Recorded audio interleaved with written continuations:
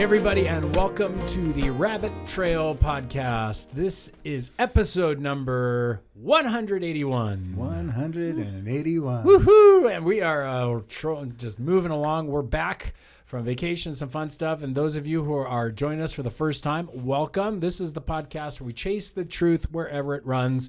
And it comes from the sponsoring church called Olive Branch Community Church. My name is Greg Harris. I'm the senior pastor at the church. And glad that you're joining with us. We basically are going to pick up from the subjects that were happening in the sermons, ask questions, dig deeper, answer your questions. We're going to just have some fun having some conversations. Yeah.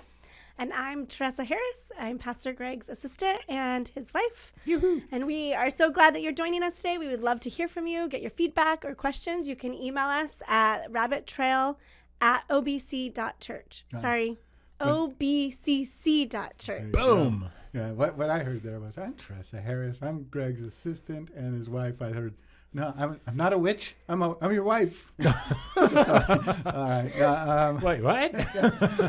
All right. My name is Brent Branchot. I'm the Connections pastor here at Olive Branch Church. And whatever platform you listen to us or watch us on, YouTube, Spotify, Apple, whatever it is, subscribe that, hit the bell so that you're alerted every time a new episode comes out. And give us a thumbs up and like us so that we become more Likeable? accessible. Yeah, you know. We're likable. So we appreciate that. And do that whether or not you really like us. It's okay. They don't give you the thumbs down button anymore. So. Yeah. So you guys just got back from vacation, which is funny because I want to hear a little bit about your trip. But before you left, you were going, hey, it says it's going to rain because you went to Hawaii. It's going to rain every day. And I'm like, don't worry about it. Any tropical like that of the Caribbean, it always rains 5 minutes and then it's good. And you're like, no, it says critical. It's weather warnings.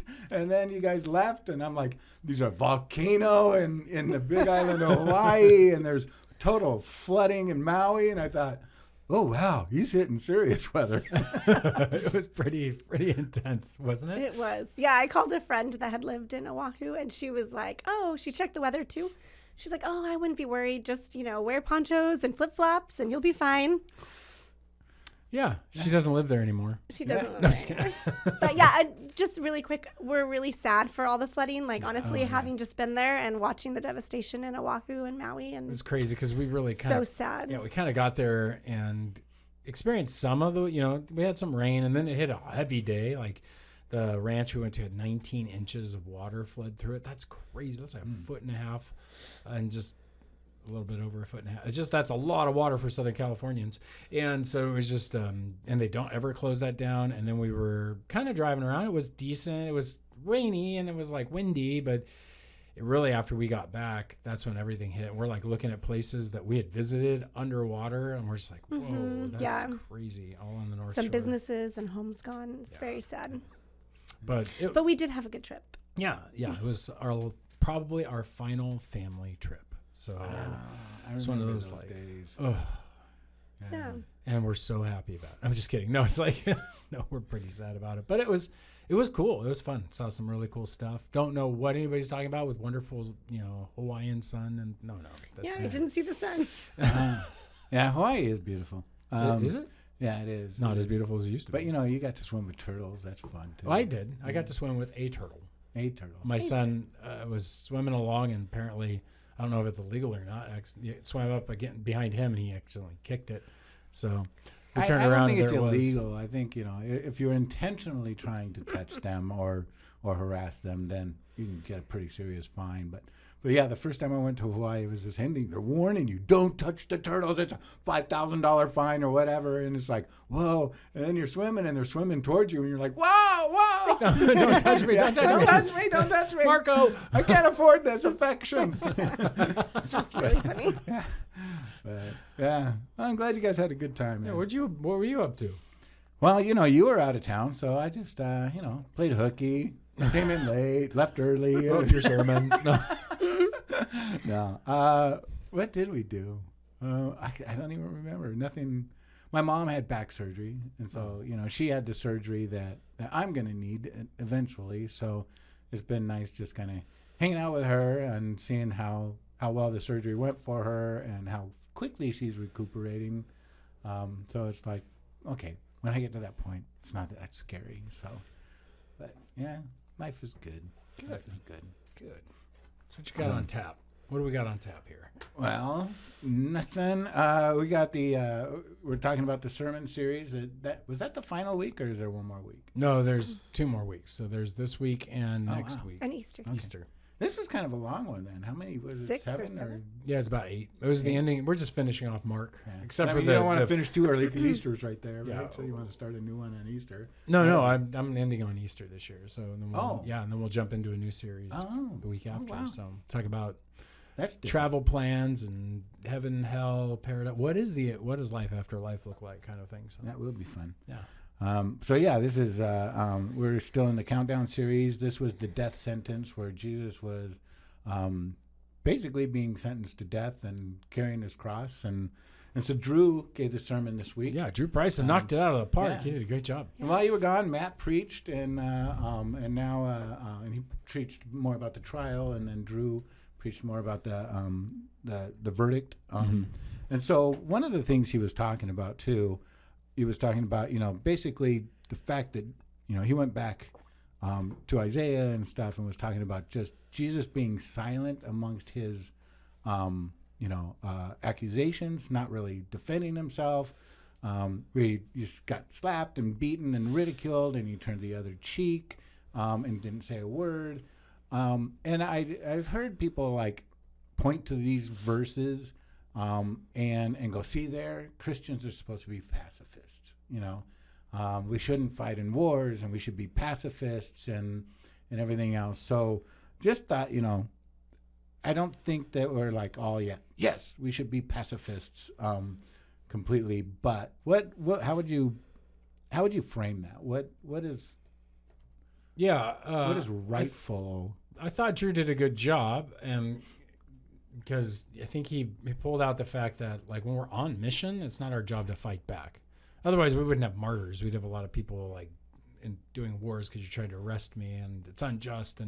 But the Jesus way has always been when you're preaching, when you're engaged in like maybe it's mission work, or maybe you're out there doing humanitarian aid as for the name of Jesus Christ, and you get arrested for it. You don't just physically fight back. Now that's not saying you don't use the power of like what powers you do have, in the sense of like maybe you're a citizen. Like Paul not only took the punishment, but then turned and flipped around and said, well, I'm a Roman citizen, and put everybody in a freak out zone because you don't do those things to Roman citizens. And so threatening, like in a sense of like, you're in trouble now that you've done this. I willingly received it, but you didn't check my credentials. You didn't find out my rights. And obviously he didn't just give in to the Sanhedrin and just die. He appealed to Caesar, right? So he used his rights as a Roman citizen when he felt like he had the power to do so. And it led him to more and more people that he could preach to. So it just changed his platform around. Now, but you don't see him like punching back, pulling out the sword. That's what he did, right? He was killing Christians, and he did those things. Paul's a great example of the difference between how you use what power you have, but he never uses physical harm to fight back. So that's one aspect. So on mission, physical harm is not one of the things we have. We don't punch back because we're punched. We don't, you receive the blow and the shame. You receive these things for the sake of them receiving the gospel, because you're imaging Christ to them. Does that make sense? Mm-hmm. So pacifism, though, I think goes too far. It starts to step into zones that like the whole Bible can't support. Maybe if you took those few verses out, like turn the other cheek or put away your sword or those kind of things, that you're like, oh, see, no one can be a part of a military. And yet it's very clear in the Old Testament, there are armies. There's lots of things God's calling them to get engaged in militarily. And second, when John the Baptist is calling people to repent, he doesn't tell the soldiers in the book of Luke, throw down your arms, walk away. He actually tells them, no, be good soldiers. Don't abuse, don't do things that are wrong, don't do evil. Many people have picked up on that, and they walk in a line of like like Paul doesn't seem to tell the Praetorian Guard to quit. That would be a military position. He doesn't. It's actually a police force in that sense. He didn't tell them, oh no, you don't need to do that anymore. He commends that the gospel is even spread in the Praetorian Guard. So we look at these pieces and we go, okay, there is still some room. So how do we do that? And that's where concepts have come from, like Augustine and several others, like called just war theory. And that gets into some very precise ways that you engage if you're in military. Like, it's always from a government. It's always from a sanctioned military position that's sanctioned with the sword, according to Romans chapter, I think it's 13. And so all that is to say, like, we can't apply the turn the other cheek to military governing officials if they've been given the sword. As I'll just read this section from Romans 13. Let every person be subject to governing authorities. There's no authority except for God, and those that exist have been instituted by God. Therefore, whoever resists the authorities resists what God has appointed, and those who resist will incur judgment.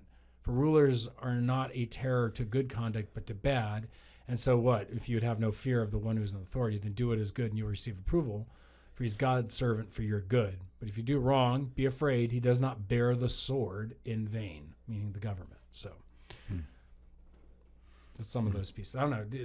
Any follow-up thoughts on that? Like, it's kind of an interesting subject.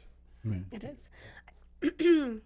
Two things were running through my head, but I feel like just human nature, we like to think in black and white. And so we want it to be one way or the other. And it's really hard to like hold a nuanced position where, no, like, you don't always get to fight for yourself, but there probably are times that you can, and that it would be appropriate, but for the most part, Drew is saying that, like, when we're trying to fight for justice on behalf of other people, that is good. But quite often as Christians, when we're thinking about fighting for ourselves, that's where the the pause comes in. Right. We start to like do things that are vengeance oriented versus justice oriented, right? So a couple of questions then. Fighting for yourself, you said maybe sometimes, it's appropriate, but, other times it's not. Is it like just clear black and white, like when you are presenting the gospel, when you are in the act of evangelism, fighting for self-justice is wrong, but in other areas of life, it's right? Like, again, looking at Jesus, right, and he's being falsely accused in a mock trial, basically, that was kind of illegal to do it in the secret of night and all that stuff. And he didn't defend himself. He didn't fight for his own. And part of that was, so God's will would be done. So again, looking at us, if we are, if we're evangelizing even, right, and the government steps in and we're going to give you the death penalty, is it not right to go, wait a minute, this is not right, this is not fair, and defend yourself? Or do you just kind of go, all right? I think that you see that Jesus is silent on purpose. Like, he is not a citizen. He has no power to appeal to Caesar. He is the highest court in his land. And the highest courts condemned him. And he didn't need to fight. He had nothing, like, everything he said, he knew would be used against him. But I don't think you can ignore the fact that there's a greater good. Like, he's going towards an end. He's not just, I'm not going to defend myself because I'm so amazing and I'm passive. And no, he's doing it for an actual purpose. If I win this argument, then nobody's saved. Then nobody gets saved. Yeah. So it's the actual picture, the end game that is, at stake. And that's why I set up Paul as the opposite, right? Paul is on a trial. He is on trial for his life. He is going to, the Jewish people want to kill him. They're doing the same thing, sham trial.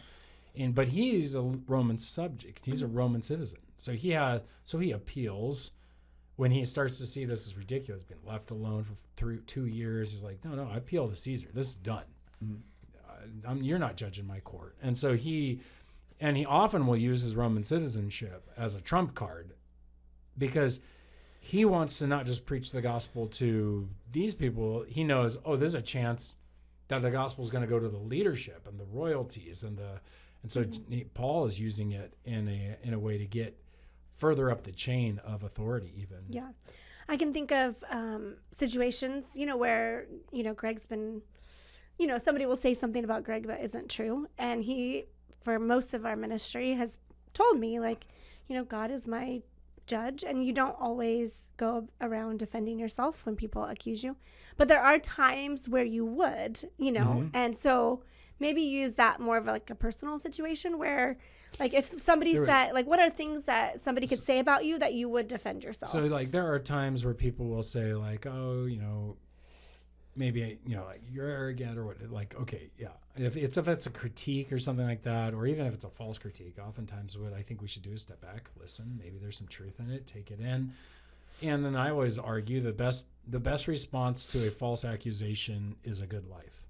Like, live the opposite of what they're saying. Mm-hmm. And so there's no need in me defending myself. It just makes me look more guilty. It just makes me look more like, oh, yeah, I don't know. It's like I found that I've been accused of stuff, and maybe it's being like too demanding or being mean or something like that. It's like, you've never been accused I've never of been accused being of being mean. I'm trying to think of the false ones. This is like usually I've been accused of being like overly one of them I can think of. I'm not going to say. I've been told I've been bullyish, and okay. And so it was like, well, okay, I listened. I'm trying to do my best to accept that and talk about that. But then there have been the one time I've really fought back. I mean, there's only been one time. It was because it was going to cause major issues, not just for my life, but for the whole church. It was going to be a problem for the whole church. And so resisting that and arguing back, it's like, no, I was trying to love the church. Mm-hmm. I mean, I could have just gone, fine, have fun with the problem and walk away. Mm-hmm. But this was like, no, this is a moment where I need to stand up because this is an attempt to destroy the church. Mm. This is an attempt to destroy would cause issues for people in the church, and especially their own hearts, their own faith. And so that's when I would really fight back, is when I'm trying to love my neighbor, love the congregation, if it's a love of myself, that's not worthy of fighting back for necessarily. Mm-hmm. It's definitely something you just kind of bear, and you go like, okay, I'm going to grow from that, or I'm going to let God deal with it and try to prove them wrong with my actions, not with my words. I think if you're defending somebody else, there is a need to step in. That's why I don't think it's wrong to like fight for your family, defend your family if somebody's trying to attack and hurt and kill and harm them. And like, I don't think you should overdo the defense. Like, so go to extreme measures. Yeah. You go broke to into the my appropriate house. measures. I'm going to kill you now. No, it's like I'm going to stop you. That's the goal. I'm not going to John Wick you, but oh gosh. One of the things that was rolling through my mind when Drew was preaching was Tim Keller's forgiveness book. Have you read that? Yeah. Okay. And one of his points that really stuck out to me was that no debt or no like forgiveness is free. So like if you choose to forgive somebody, it doesn't just like poof disappear. Yeah. Like somebody has to absorb that in order to like, I guess, level the playing field. So somebody has to pay the debt. Right. And so when you forgive someone that's wronged you, you're essentially saying that you're going to take on some of that debt, right? And you're going to take on some of that pain, I guess. And I love that concept because when you look at the cross, you see that that's exactly what Christ was doing. Debt and it's forgiveness. Such a debt forgiveness. Yeah, and it's like such a unique thing to Christianity. It is. And I will say, though, I agree. And I will say, I quote that all the time. I always, when I'm talking to somebody about forgiving and, what forgiveness looks like and the cost of forgiving, I always bring that up. But until you mentioned it, it was like, I forgot where I got it. Oh, I thought it was my idea. So I'm obviously think I'm a lot smarter than I really am. But I always bring that up, that people, it's not that it's just like, okay, this just goes away, we forget about it and move on.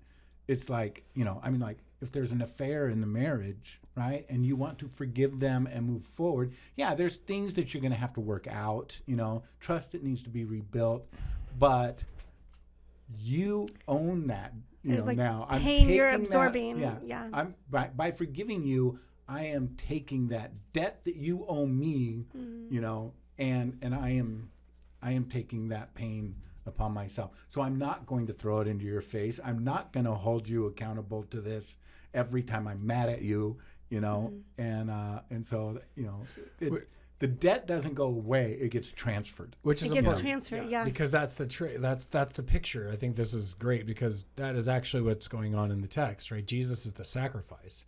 He's the atonement sacrifice. So I was just reading today, the Day of Atonement, where you take the 2 goats and one you sacrifice, the other one you're going to pray over, and you transfer the sins of the people, and then you send it out to basically into hell, to Azazel out in the desert, you know, kind of the demonic goat. Yeah, so God isn't just mean and making them like kill animals. It's actually like an image of what is occurring. Yeah, it requires a payment. It requires an absorption of this. And so, I mean, you and Tim Keller have a lot alike, Brent. I mean, you're both bald.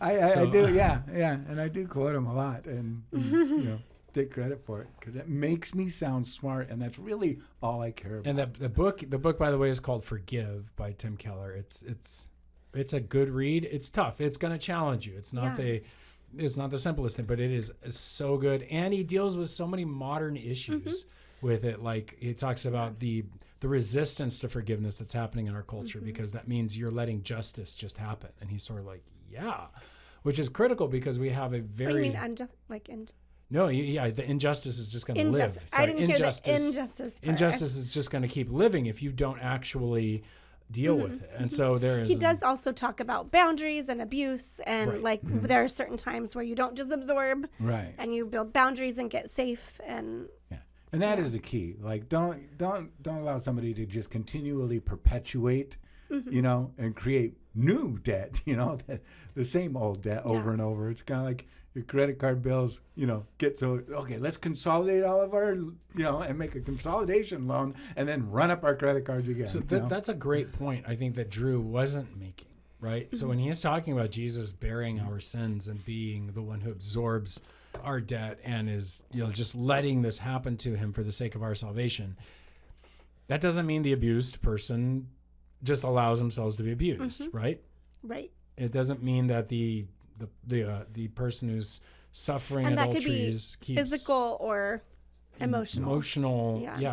It's actually spiritual. Jesus isn't telling you you got to be like Christ and just suffer abuse for abuse's sake. That's actually not what he is doing here. He is suffering this abuse to save us from the abuse of the demonic and of sin itself. It's a rescue act.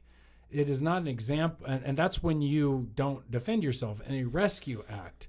But like Paul does, when this isn't a rescue act, it's an attempt to move the gospel out, or some cases you need to get safe. What does Peter do? The gate opens, he walks out, he leaves. Yeah. Right? He doesn't stick around when they're going to try to kill him. He's like, well, I'm going to be a martyr. I'm just going to sit here and let Angel, you're wrong. No, he gets up, he walks out the door, and he stays away from Jerusalem. He leaves. Okay, so Peter leaves, right? Paul, they throw him out, left for dead. He gets up, brushes himself off, and goes back in. Yeah. Paul, boy, that guy. Let me ask you this question, and this is like totally off topic, but Nancy was asking me this a month or so ago, and I was like, no, that's a good question. Okay, so you take the disciples, you know, that walked with Jesus, lived with him for 3 years, and look at the books of the Bible that they had written, you know. So, like, you know, Peter's got, you know, what, 1st and 2nd Peter, right? Yep. You know, and then the Mark. And the Gospels, yeah. But then Paul's got all of these, you know. Why is it that the New Testament is so full of Paul's writings and is pretty scarce with the eyewitnesses that walked with him? Oh, I think that two things. It's kind of a weird question, but I was just like, well, yeah, I never really thought about that. And I just thought, I was like, maybe it's because, you know, Paul was the one that was church planting everywhere and everybody else was just kind of stationed. So you're getting letters to churches that were traveling, or? I think there's several things. One is that, you got Matthew, and he wrote a pretty big book. He was a disciple. You've got Mark's covering Peter's, but it's the gospel. Yeah. Paul doesn't write a gospel. Right. Paul doesn't write anything eyewitness about Jesus. He simply is telling you, this is what I've learned, and this is how it's applying. So Paul became important because he's taking the Jewish scriptures and applying it through Jesus into specific issues for pagan human beings, who, in other words, Gentile human beings, so that they are walking with Jesus with Jewish people. Peter writes a general epistle to two times to the church of encouragement. John writes multiples, right? 1st, 2nd, 3rd John, Revelation, the Gospel of John. So John's a prolific writer in comparison to Peter. Peter has another guy do it. And then James is the brother of Jesus, and Jude is the brother of Jesus.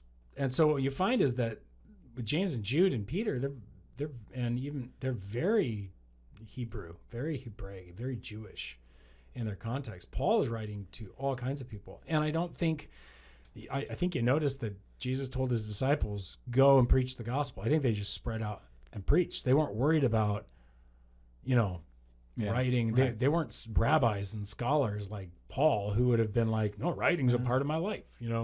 They weren't worried about like getting it all written down. They were preaching this gospel and establishing churches in their presence and discipling people in the teachings of Jesus in an oral way, like most people learned. They were very common.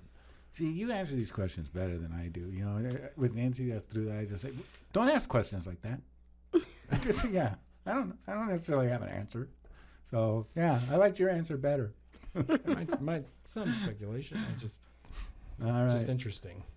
I don't know that I have anything else to really chew on the sermon, and I know we do have a lot of questions. So, is there anything you guys wanted to touch on, or you want to start hitting some of these questions, because we got a backlog right now? Yeah, let's go with the backlog. All right. So, this one is from Sylvia, and she said, "Could you explain the Bema Seat judgment for Christians? What is the church's take on this? Because if I'm rewarded by the things I do and haven't done, I am in serious trouble. I hope to now live to 120 because I was a slow starter." Well, I think that the Bema Seat is a concept. So there's two sides to this. So really first, I just want to acknowledge that I love that her reaction to it is like, oh, if I'm going to be judged by my good work, like I want more time. Yeah. I think that's actually exactly how God wants us to feel as Christians. Like, I want more time to be able to do good, to be able to glorify God. Yeah. Like, I think. Yeah, and not to earn, because you've already got not to it, earn it, but to show like your love for Him. I want to glorify you. Yeah. I think that, and that may be, that's interesting. I mean, philosophically, I think of it as like you've been given, I think God measures what you've done with the amount of time I give you, and that's what gets rewarded. So it's like the thief on the cross, like, yay, you got one reward because you told the other guy off for Jesus, and now you died, and you're the first guy in heaven, right? So it's like, wait, okay, so does he not get, or did God honor the works that he'd done? So one of the things the people will say is that God looks at the good that you've done even before you're a Christian, and the good that you would have done before you're a Christian would fall in worthlessness. But after you become a Christian, even those things that you did before become something that you could say you were honoring Christ with, because you look backwards. And it's like, no, even these things God was using. And so it becomes like, some have argued that even the things you've done in your past that are good will resound to your rewards. And so it's not just what you did after you came to Jesus, but it's the totality of your life. So the character that you have, because there are good people who've done things and then they came to Christ, and it's like, look at Paul. He had all this background knowledge, all this beauty, and yet all this horror that he committed. And both those things are accrued, and he's the one saying it. So the Bema Seat in general, again, just for people who are wondering, is found in the book of 1 Corinthians or 2 Corinthians, and it's the idea that we are, as Christians, are all going to stand before Christ, whether it's an actual Bema Seat, separate judgment, or it's the great white throne judgment, everybody's judged together. Lots of debates on when this happens, but nobody disagrees that we will stand in a judgment, a review of our lives before the Lord. And as Christians, this is where we will receive our rewards. And like some will argue, some will receive lashings, kind of idea, because it fits in with some of the parables. So like if you've been a Christian, you've just done some horrible things to people, and yet you're a Christian, you may get in just by the smell of smoke. your stuff burns up. And people would view that as the burning up as like, well, there's going to be some disappointment. There's going to be some things some comeuppance with Jesus. Whether that's physical or not, that's not purgatory. And probably a lot of the stuff you did good was for you. You know? So, help me understand. If somebody did horrible things as a Christian, coming back to the whole point of Christianity is that like we don't earn it, that we're taking on the blood of Christ. So basically they did in some way trust in Christ's work, but they just weren't being sanctified continuously. Yeah. Is that what you're... remembering that when we receive Christ, what we receive is right relationship with God. So Christ opens the door to right relationship with God. So now the Spirit lives in us. Now it's up to us to walk with the Lord to be transformed, and the good that we do will come through that. There are people who they come to know the Lord, they're in right relationship with Him, but then they don't sanctify the flesh. They don't deal with maybe mental illness. Maybe that's that they don't deal with their past sins. They don't. This is why it's so critical that we sit down and like I like that the Catholic Church, I like that there have been historically these moments of confession. Like you need to say, not just because you get off and you're out. No, and this is where I disagree with the Catholics. It's not enough just to confess to God, go say some Hail Marys and all our fathers and you're good. And I don't think that's necessarily what they do. I'm not sure, but I do believe that if you were to do confession, there should be things then you go like, okay, what are you going to do to go make that right? Mm-hmm. Right. And so as a Christian, you should be compelled to rectify the relationships because you've been rectified with God. You've been made right with Him. And that would be continuously. It's not just big things. It's not just the things that drugs, sex, and rock and roll. I don't know. But it's the small things too. Like slander, judgmentalness, lying. Yeah. Thinking too highly of yourself. Just thinking badly of yourself. I don't know.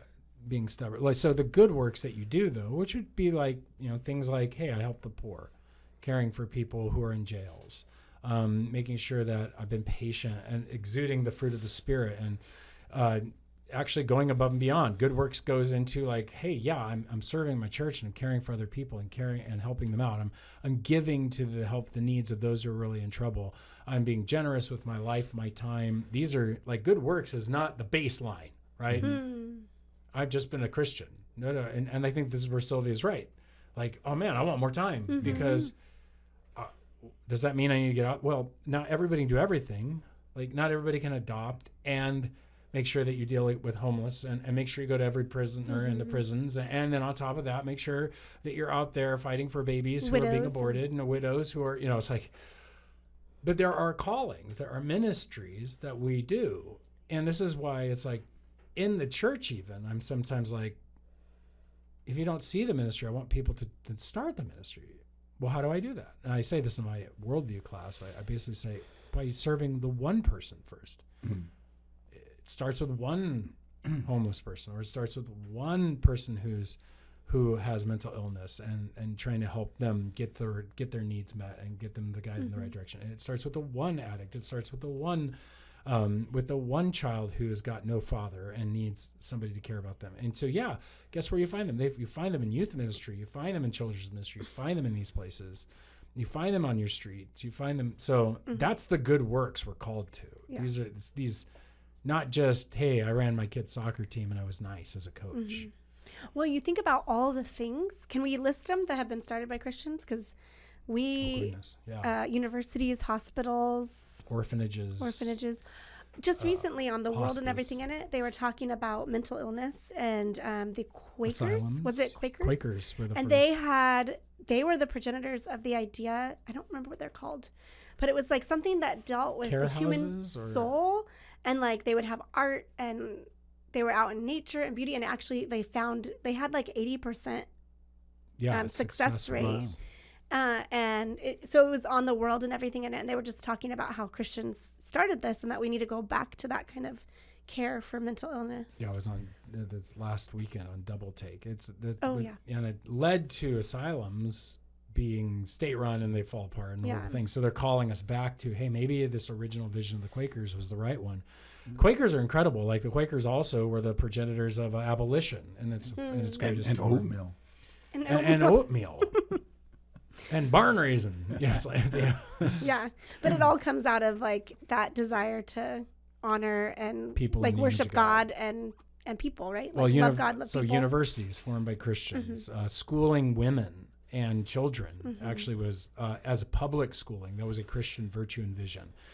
Even the concepts of a state welfare system where the state was it's all Christian. Yeah. It was based by William Wilberforce on a viewpoint that the government should be a boon and a benefit to those who are hurting the most because it has the power to do something. I think that may be true, may not be true, depends on your perspective, but it's definitely true that as Christians, we were the ones that started poorhouses, like homeless shelters. We were the ones who began these journeys in like places for slaves to hide and have refugee status.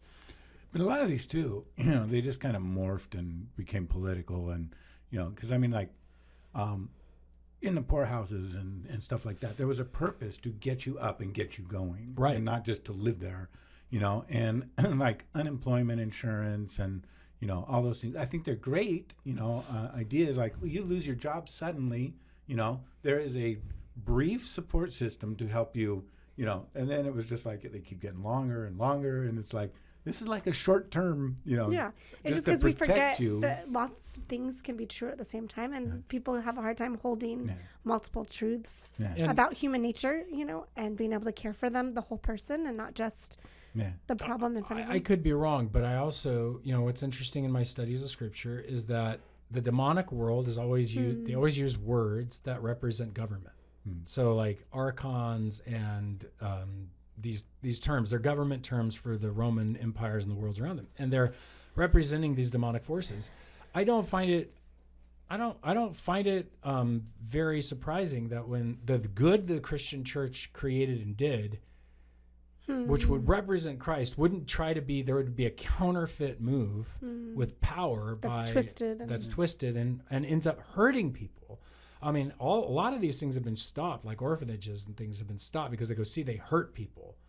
And you dig back to the original versions and they weren't hurting people because they were based in Christian charity and compassion, not based in governmental NIMBYism and like pushing people into, and we got to systematically fix things. And I think from the demonic standpoint, like you were just talking about too, is not just to stamp out what is good, but to transfer your dependency, right? Because I remember growing up hearing about communism, and some of the things that they did to brainwash the children to believe in communism would be they would get the classroom and go, okay, people, today we're going to pray to God that, that we can all get ice cream. And then at the end of the day, nobody got ice cream. Well, and then it's like they bring it back up to the government and all of a sudden the ice cream truck shows up and everybody gets ice cream, and it's like, whoa, the government is provided and God is absent, and so that's so evil. Yeah, I remember hearing about that, and I was, like,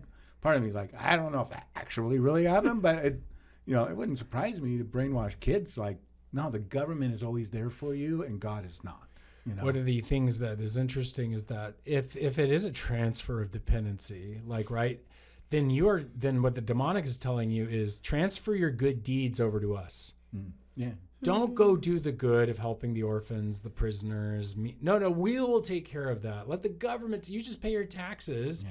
You transfer your good. Feel good about yourself. And you go, and what do we become? We become lazy Christians. Feel good about yourself as you sit down every April trying to pay as little as you can. But feel good about yourself that the government's taking care of people. I just think that I just want to warn, and not that we have the largest audience on the planet, but I do think I want to warn Christians, like, don't fall for the trap. It's a trap.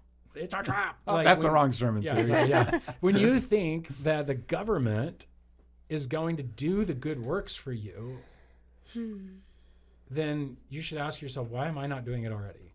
Yeah. Like, why am I not getting up off of my couch, sacrificing my binge watch or my video or my screen shares or whatever, and you don't even need to shout about it. Don't even share it. Don't even talk about it on Instagram. Don't even do that. Just go do it. Yeah. Go find somebody to help. Go find somebody to care. And it's hard. It's not easy to do the good. It is difficult. Yeah. I mean, I'm not talking to myself, so it's like it is not easy. But so Sylvia, that's what the Bema seat. We all agree. We want more time. So Yeah. It's funny, and this is totally weird, but I was, the white throne judgment is that for unbelievers, right? Where you're going to get the full judgment of God, and then the Bema seat is basically what believers are going to be, the judgment seat. For in the believers. dispensationalist world, they separate those two. Yeah. Okay. Well, I grew up in the dispensationalist world, so a lot of times that's the only theology I really know. But it was funny because, when I gave my life to the Lord in high school, and I joined this Christian band, we formed this Christian heavy metal band, and we named ourselves White Throne, and so people used to make fun of us. That White Throne, that's a toilet, right? Make the big joke that our name was a toilet, right? And then a while later, I lifted up a toilet seat and it said Bema, and I was like, Bema seat is a toilet seat. That sounds demonic too. That is totally off topic and bizarre, but I thought that's hilarious. All right, so Catherine says, what does the Bible say? And this kind of goes back to the not defending yourself or evangelism. What does the Bible say about engaging in debates and arguments about our faith, since we want to be engaged in witnessing for God? What is our limit, and what are the signs to look for before we just walk away from the argument? Okay, so I'm taking this that we're talking about not debating other Christians about the faith. We're talking about getting engaging debates with non-Christians. I don't think so, because she was talking about evangelism. So yeah. I think that's probably the right track. So what's your thought first? My thought is I don't know that as Christians, arguing should be part of our evangelism tool belt, because just like in politics, right? You can be so polemic and get somebody that's a Trumper and somebody that's really liberal and have them arguing. And I don't think very often they come to a point where they're like, wow, you won me over. I'm going to your side. And I think it's the same thing with spiritual arguing with somebody, just because I think that you when you're arguing, like I always make the joke that my wife and I, we're not arguing. I'm just trying to convince her I'm right? So I think that you kind of take this superior attitude a little bit when you are arguing with somebody that your point of view is right and theirs is wrong. And so I don't think you're going to get very far. And I think it's going to be contentious. I think it's going to shut doors. You want to ask questions, engage them in conversation, not in argument. And so you're using argument like kind of like the kind of standard way people think, yelling and screaming at each other. Yeah, or just, really not really listening or trying to understand each other. Not necessarily yelling and screaming, but intention. Yeah. Like when you're arguing, you're intending to prove the other person wrong. Right. And I do think that, like, with Doesn't apologetics, mean you're yelling. The problem I have with apologetics, and I don't have a problem with apologetics per se, just understanding your faith, but I do feel like people get excited when they see, an apologetics class. I'm going to take that, because they're like, now I'm loaded for bear. Now I've got all the ammunition I need to go over and beat people over the head with my newfound arguments, And I think that's the wrong position to take. We should approach it in a very humble way, that I care about you as a person. I want to understand you as a person, and I want to persuade you, not defeat you. Savannah's question? No, this is Catherine's question. Oh, okay. That's why I think that. Sorry. Does that make sense? Yeah, I think that what I'm nervous about saying is that I don't like to use the word. I think arguing is persuading, and it's because you got to make arguments, in the sense, like, logically speaking. Mm-hmm. You've never learned anything without an argument. Like, an argument is literally a laid out let me situation. My wife has never learned anything from an argument. No, I mean, like, except that I'm right. Yeah, I'm using it differently, right? So I get the word argument can mean debate, like vociferously, like intentionally, like driving at you, like, why don't you believe this? And don't you get my logic? And blah, blah. No, there's approach. So they call it winsomeness, right? A winsomeness in your approach. Like, otherwise, are you ever supposed to, like, try to convince somebody that Jesus Christ died on the cross for the sins, rose from the dead. Yeah, you should. You should be trying to do everything you can to help them see or answer the questions. I don't think you should answer a question they're not asking. Right. Mm-hmm. I think we do that too often. But I don't think that you should avoid answering the question if you think you're going to end up arguing about it. I think sometimes it's good you need to argue. You show that you believe your faith. I've gotten into plenty of arguments in the sense of like, not like arguing, but like where I'm basically proving the point. And there are times where I realize they don't care. Then you just stop. You stop. You go, That's when you walk away. Yeah, you walk away. If they're just constantly bringing another verse and what about and what about and what about, and they're just not listening to, you're not having a conversation at all. You're not having any form of an argument. I can remember when you've dealt with some people saying, oh, they just want to argue. They're actually not looking for answers. Right. Yeah. That's proverbial, right? Don't answer the fool according to his folly, and he'll bite you or something like that. And the way you know that too is, I think, where if you're staying on topic and they just keep throwing new information or new questions, they're not really new thinking challenges. through it. Yeah. No, but I'm saying if they're staying on topic, they might really be exploring that. Right. But it's like, Yeah.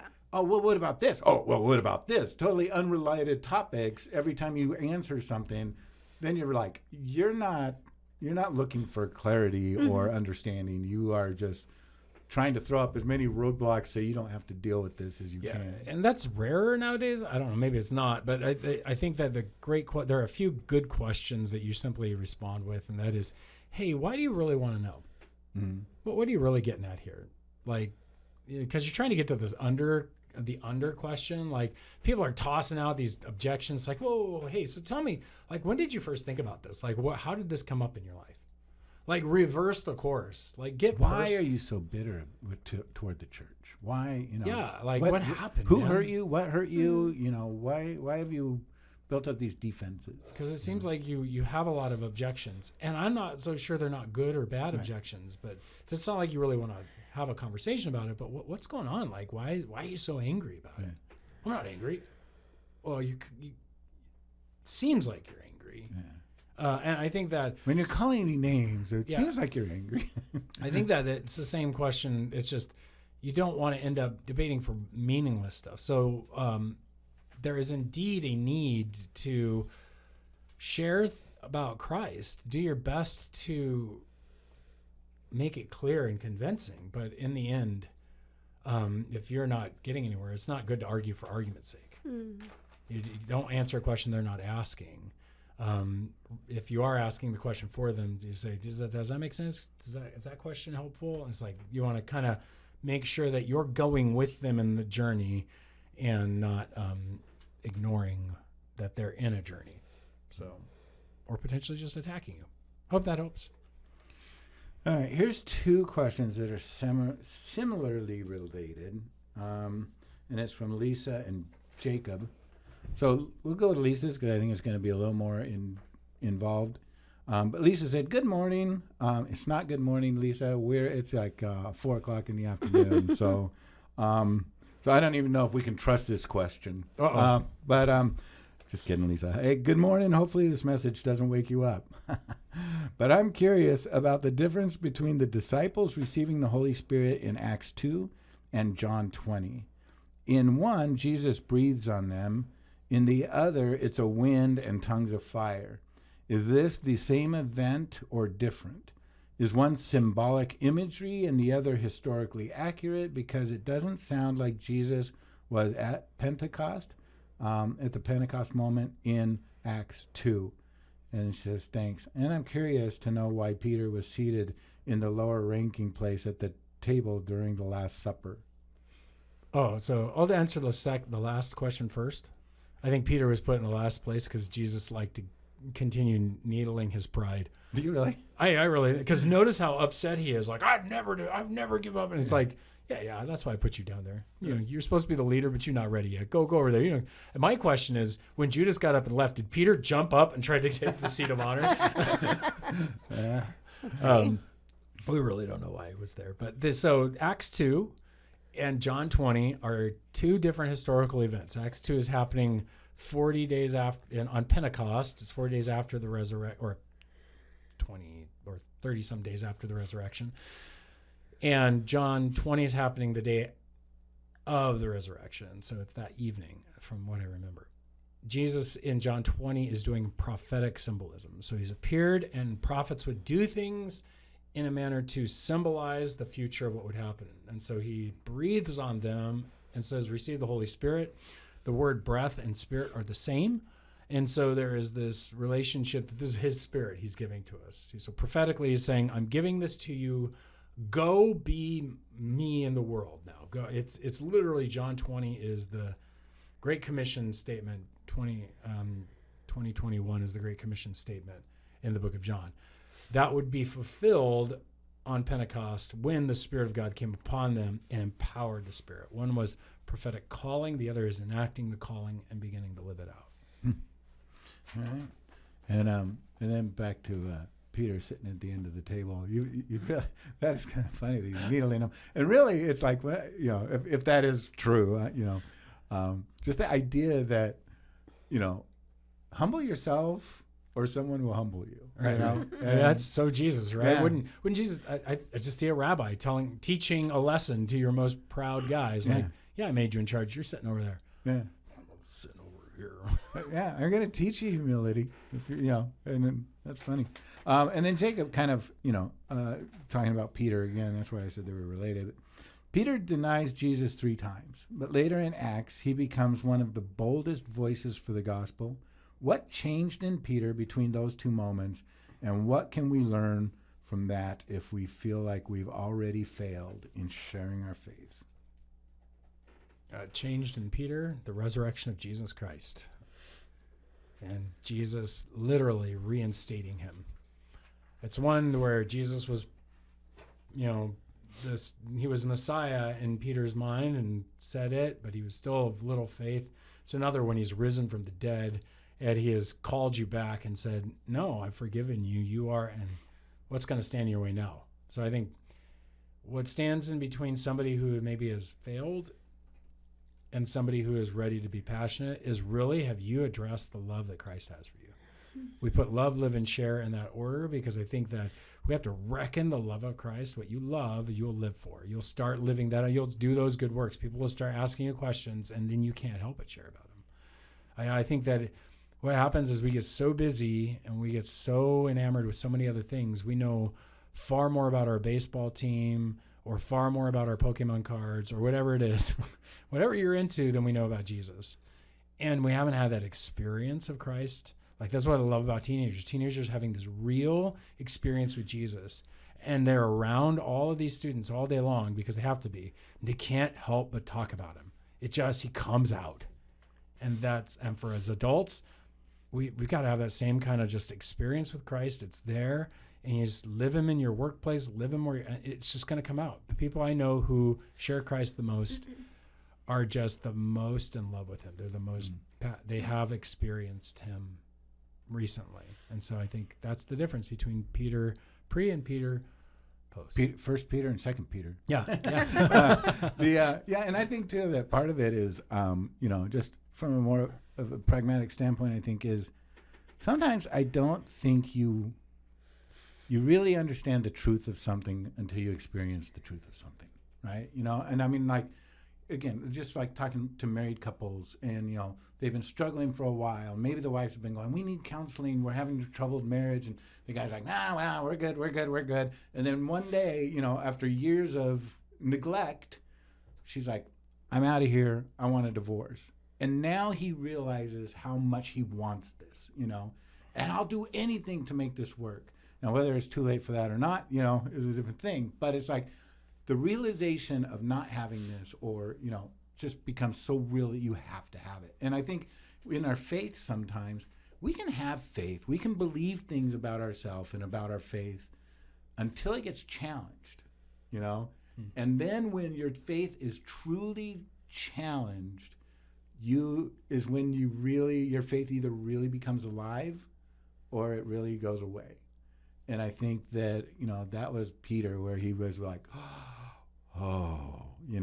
no, I am taking this challenge right now to fight from, my faith and walk in it, And I think you can walk away from devastatingly difficult circumstances and be completely renewed as a person through it, you know? Speaking of witness, I think we should close up on Savannah's question. I think it's really cool, and I think this will be we got enough time to last this last one, but I'll read it. And because your mom was a school teacher and your wife was a school teacher, and my parents were in the school district.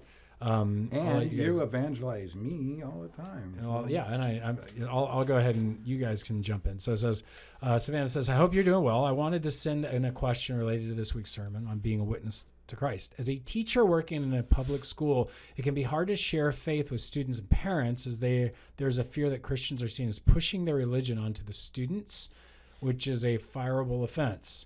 What advice would you give on sharing my faith with my students and parents that does not feel like I am pushing religion on them? I felt this was a good question for other teachers who are struggling or fearful with sharing their faith at work to their students and parents. And thank you so much for your insight. Look forward to hearing your response. Thoughts? My first thought is we live in a culture now that is so anti-Christian sometimes, especially in the education field, that they have convinced you have no rights as a Christian. And so we live in this bubble of fear of losing our pension, losing our position. And so we probably retreat really, really hard, where other people with belief systems, not necessarily religious ones, have no problem pushing those forward. I do think we have rights. We need to understand what our rights are. And that would bring some boldness. But I also don't feel as though, and I mean, anything can be litigated. So it does not matter if you are just by the book. We live in a litigious state, and anything can be litigated, and you can be sued for anything. But I do think that just expressing who you are is not necessarily pushing it on the kids. You know, letting people know that you are open, you know, for discussion is not necessarily pushing it on your kids. You know, like when I worked in the secular work field and it wasn't as scrutinized or dogmatic as the education system can be, part of me was like, I'm not going to go around and just telling people, you know, telling my coworkers about God all the time, you know, but I'm going to let them know that I'm a believer, you know, and let them know I'll be praying for them when things go wrong, you know, in their life. And it just opened up that door to where they could approach me and go, I'm going through this, you know, will you pray for me? And when they're asking, it's open. Even in the education field, I believe, if they're asking you, you have permission to speak. So, you know, make it known so that the doors are open, that they feel comfortable coming to you, you know, so that you can have those conversations. That's what I would think. What do you say?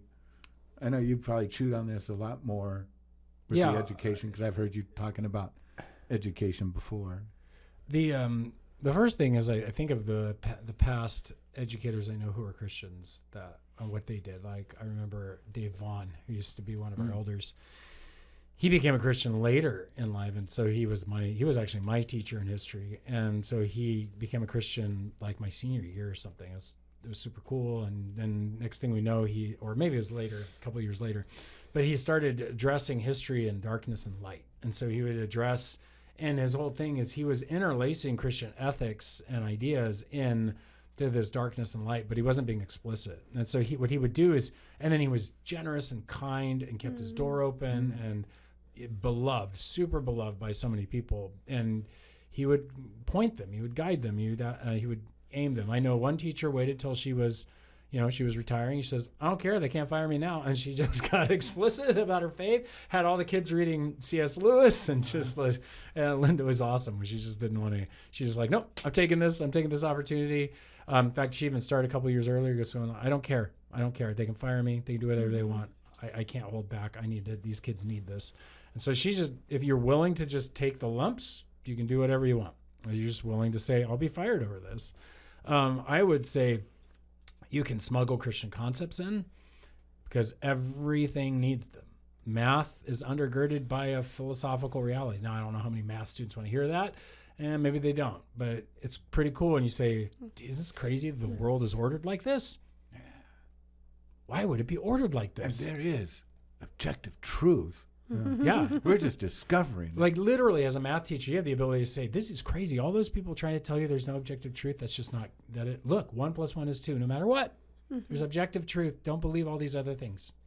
I mean, you can say stuff like that because it's part of the curriculum. I think that what I hear both of you guys saying is that you're not, basically you're like you can expose people to the nature of who God is without being explicit about like, you must believe that this is who God is, You can actually just like kind of uncover some of his attributes as you teach. But with my mom, she always prayed over her students. She prayed over the chairs and made her very similar to Dave Did Vaughn. any of the chairs come to the Lord? Yeah. Yeah, good. That's awesome. They did all the time. Your mom's amazing. Still coming to the church. They're still coming.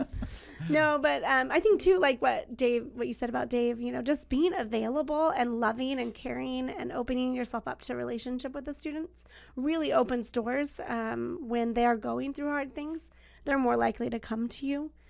And obviously you don't want to cross that. Like there are certain lines that you don't want to cross, not because it's illegal, but because some things, it just wouldn't be appropriate. But like one of the things too that I bring this up a lot, and it's something that you've said, once or twice during sermons over the last 25 years.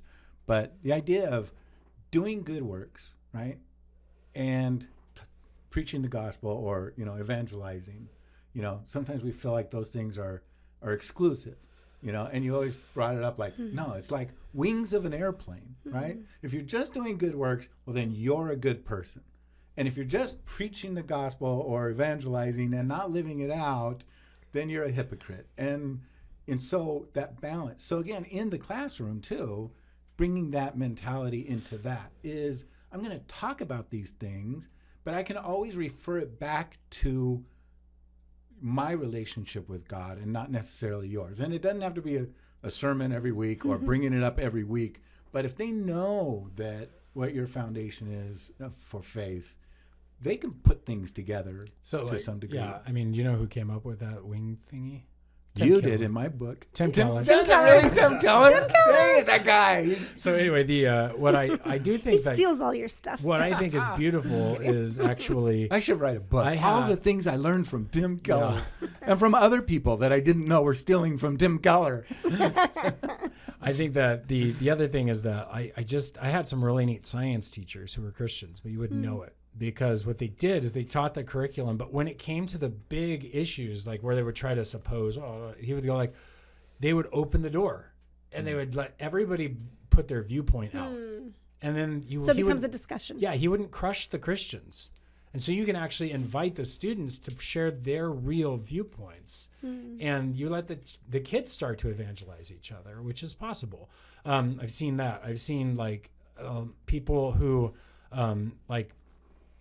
in literature courses, they have a certain set of selections that they can choose, and they would choose the ones they knew that were best to aim at true moral issues they wanted to deal with. And so I would say teachers get more engaged in what you have available to you as resources to help guide and lead, to be a great input, do the best you can to be the best teacher. And when they bring it up, you don't have to shy away from it. And I do think that you can relate to the students differently by age, as well. Like, one of the things that I remember so vividly was there was a coach. His name was Coach Adair in high school. He was a life science teacher. And I was 18 years old in my senior year. Part of my senior year, I turned 18. And I realized I don't need a note from my mom and dad anymore if I don't want to go to class. So I would ditch and then come in and, just, hey, I was absent yesterday. Or I would want to leave early. I go to the office. I just sign myself out early, ditch a couple of classes and go home. And I remember he called me, we're all walking out of class together. He goes, hey, Brent, come here. And I walked over and he goes, I know you're a Christian. And I'm like, yeah. And I knew he was a Christian too. He goes, and I just wanted to say, I don't want to beat you up, but I just want to point out that people are watching you. you know, and for you to be ditching school and ditching classes, I don't think that's a good witness. And he said, so I, you know, just think about it, you know. And I'm like, all right. And I mean, here I am now, like 64 years old, and I still remember, Coach you know, Adair. Coach Adair, when That's I was so cool. barely 18 years old, you know, speaking truth into my life as a Christian. And so I do think there's those opportunities, those kids that you know maybe have faith, but maybe are wrestling with their faith. You know, maybe just having those conversations with them to let them know you're there to support them. Even saying, hey, I noticed this kid's having a hard time. You're a Christian. Yeah, go talk to Go him. talk to him. Yeah. You know, you can have so much power as a teacher, as a Christian teacher who's aware of what's going on. And that just, you can, witness in so many different ways. Yeah. So I'll give you an A. I'll give you an A. that's not what we're talking about. Oh, that's not what. Okay, never mind. no, Scratch so- that one. That's gross. Well, with On that note. yeah. On that note, hey, thanks for joining us. We hope that you had a good time listening to this. We hope we answered some of your questions and then provoked some other ones. If you have some more questions, you want to follow up or you want to push back, we love all of that stuff. Let us know. You can drop us a line at rabbittrail@obcc.church. rabbittrail@obcc.church. And hey, we're glad you joined with us. Thank you, Dale, for being our wonderful editor, Jacob as our producer, and for our whole team out there that helps out. And we appreciate you guys and all of you who watch and listen. May God bless you guys. Have a great rest of your week. Boom, check the line.